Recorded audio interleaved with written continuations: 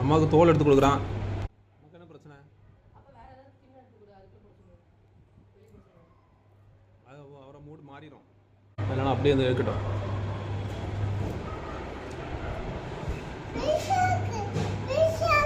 பெருசா இருக்கா? ரெண்டா பிரிச்சு அப்புறம் தோல் எடு. இதுக்குள்ள போடு. என்ன பிச்சு தோலை இதுக்குள்ள போடு. தோலை இதுக்குள்ள போடு. என்ன நல்ல பிள்ளை. பிச்சு தோல் உரிச்சிடு எல்லாத்துக்கும். சரியா? ஃபுல்லாக எல்லாத்துக்கும் உரிச்சிடணும்.